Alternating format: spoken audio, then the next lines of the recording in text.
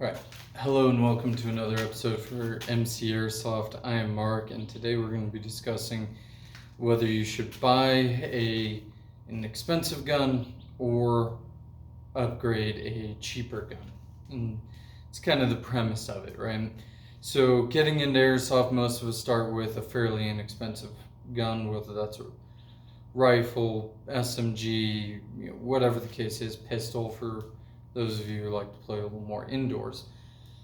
And there's the question of, do I spend $800 on a gun beyond just your first starter gun, or should I buy a cheaper gun and upgrade it into a more expensive gun?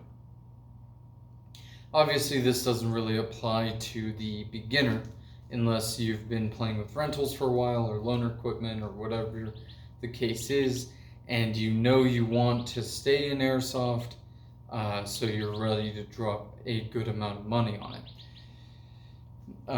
If you're starting off, I recommend spending no more than $200. Of course, that depends on your budget, but no more than $200 on your first gun. So that way you can ensure that you like the sport before spending hundreds or thousands of dollars on a gun to figure out that whether or not you like the sport. Now, if you're in the situation where you're mostly interested in collecting and partially interested in playing, you're going to have to go ahead and make that decision for yourself. But what we're more talking about is you're buying your second gun, your third gun, whatever the case is, and you want to maybe get an expensive gun or maybe get a cheaper one and upgrade it, and you're kind of playing around with that idea. So the first thing I will caveat is, again, this is not for your first gun.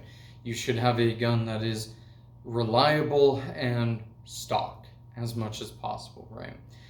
Before you start tinkering around with a second gun, because otherwise you might put your internals into a gun or your externals into a gun and take it to a field and figure out, well, I didn't install that correctly or this correctly, and now you've wasted your entry fee for the field, your gas money for getting to the field, whatever the case is.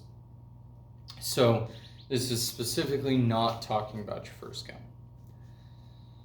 Now, there are some things to consider with this, right?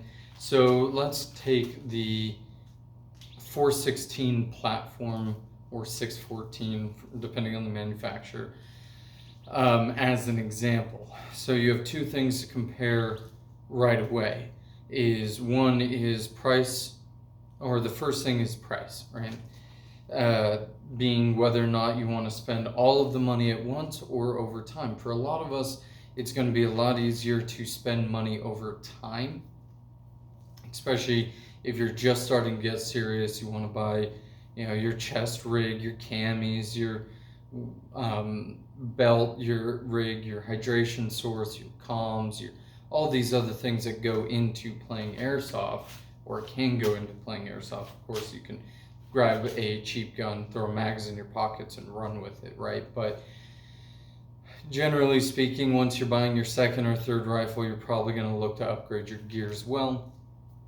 So it's going to be a lot easier for most people's wallets to spend money over time rather than all at once. Now, if your budget allows for it, or maybe you're not interested in any of the other things, you might consider buying it all at once. You can go get a high-end 416 and not have to worry about upgrading it, in theory, depending on which one you get.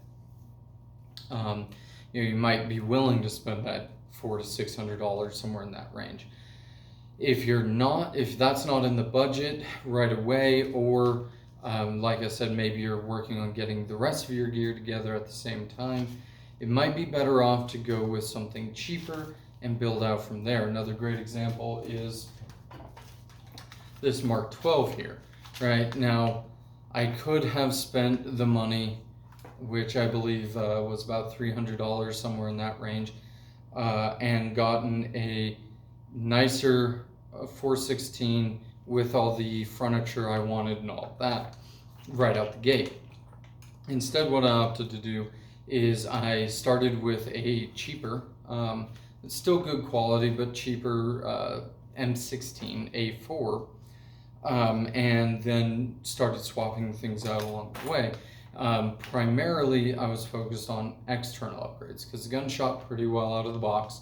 Haven't had many reliability issues with that, and I'll knock on wood later for that. But so I mostly focused on the external upgrades to get it where I wanted, because the second point we're going to talk about is going to be availability. Now with this specifically, what I wanted, which was the M16 or the Mark 12 Mod 1, the Marine Corps version with the full stock, was not available at the time that I purchased this.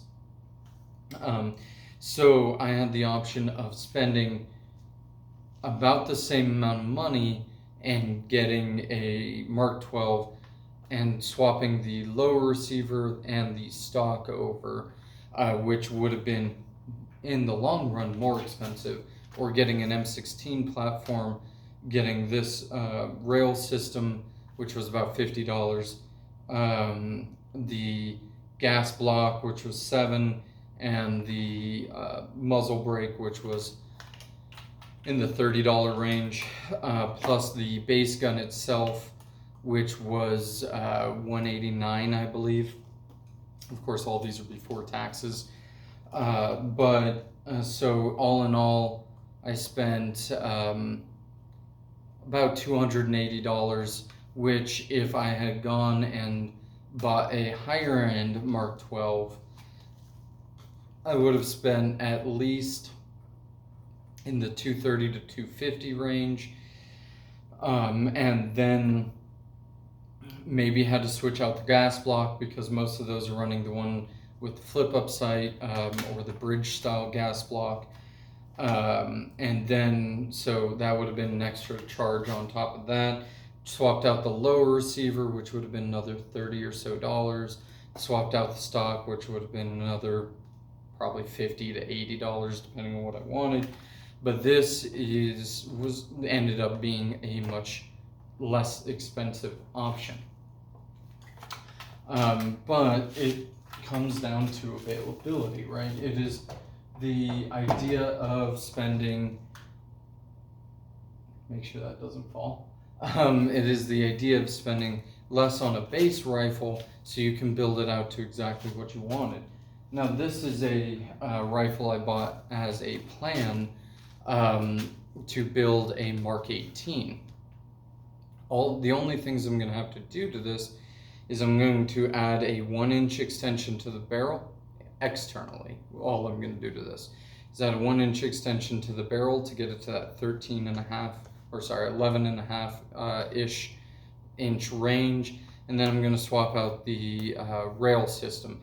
The barrel extension is about $15, and the rail is about $100 plus shipping probably, but that is something to consider, that nowhere that I've seen on the market for under the $600 range has had a clone correct Mark 18 URGI. Most of them are based on the 14.7, I believe, inch barrel, or they're based on the 9 or the 10.3 barrel, which neither one of those are actually got adopted, as far as I know. Like most things in Special Forces, it's a little hard to find actual details on it, right? So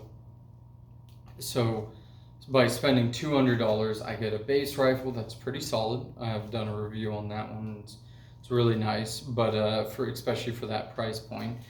So I get a base rifle, and I get for an extra about $105, $106, taking me to about that little over $300 price range, around $310. It's going to be exactly what I wanted. Because does an inch on the rail system and an inch on the barrel matter?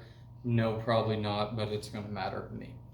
So that's about availability, right? So availability can either be because no one actually makes what you're looking for, or at least in all one complete package, or because what is available is outside of your price range, right? So another great example of that is most sniper platforms, right? So you might be more likely to buy a JG Bar 10, Well Bar 10, something of, or Well VSR 10, whatever it's called, something of that nature, and build it out into a more expensive rifle because the more expensive pre-upgraded versions are out of your price range. Same with Mark 46s, right? Mark 46 or M249s, or Mark 46 is a variant of the M249, but the actual Mark 46 rifles being sold out of this box as a Mark 46 are expensive, at least in my book. So to me, I'd rather spread the load over a couple months or a year, or whatever the case is, buy a 249 and convert it, right? Am I going to possibly spend more in the long run doing that kind of thing? Yes. Most likely I'm going to spend more in the long run. But I'm going to spend less at a time, so it's easier on my wallet, and it's also going to be exactly what I want by the time I'm done with it. So availability is a big part of that. Now, the next thing is reliability, which is where we come into whether you probably, or we come into that you might want to leave things stock, right? So if you buy an expensive gun, you might want to leave it stock, because chances are it's going to run pretty good out of the box and have a lot less reliability issues than if you buy an expensive gun, tinker with it, and then it runs into issues. The other side of that is if you're buying an inexpensive gun, you're probably going to have reliability issues, which means you're probably going to want to upgrade certain parts or change certain things, or shim the gearbox, change out motors, change out gears, new battery, things like that, and end up spending more on reliability than if you just bought the more reliable, better platform in the long run.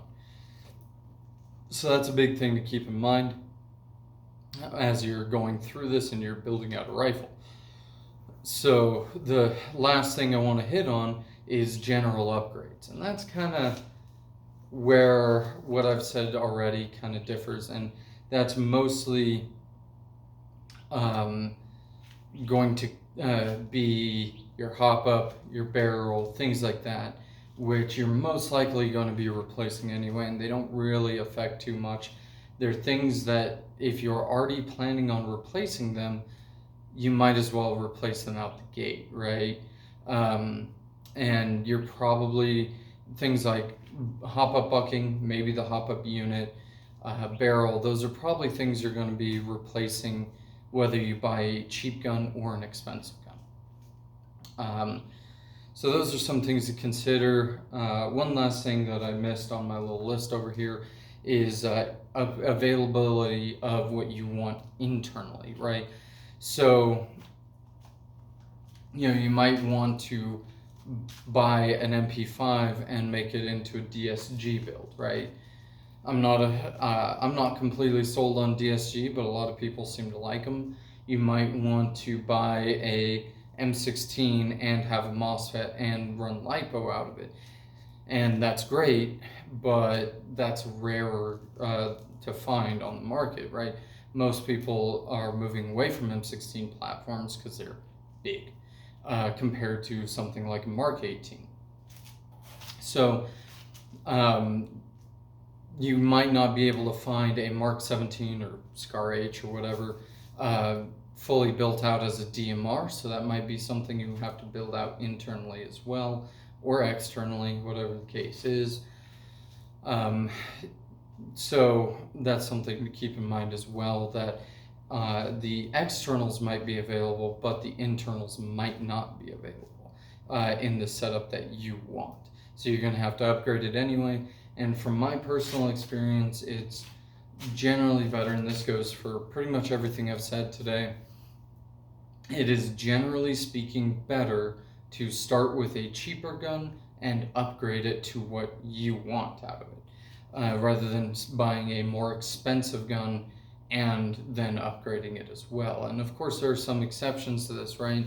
Like, obviously, there's only one company really making a Chris Vector. So if you want a Chris Vector, you're probably going to buy it an expensive gun and upgrade it. If you want a M16, there's limited options. FN Scar H, there's limited options. FAL, there's limited options. So there's a lot of guns on the market that you're going to have to buy a pre-established thing that might be expensive and still upgrade it. But when you can, I definitely recommend going with a less expensive body to build on, right? Obviously, some things to look at is good quality polymer if it uses polymer, good quality metal if it uses metal. Things like that don't really change. But it's a lot cheaper to, or it's a lot better in the long run to build what you want. And then maybe you'll have something unique at the end of the day as well, which is always a big factor, or a big plus to airsofters. So you end up with something unique, something customized to what you need or want, and you might even save some money in the long run. So that's what I wanted to say about whether or not you should upgrade your airsoft guns. So until next time, stay safe and stay hydrated.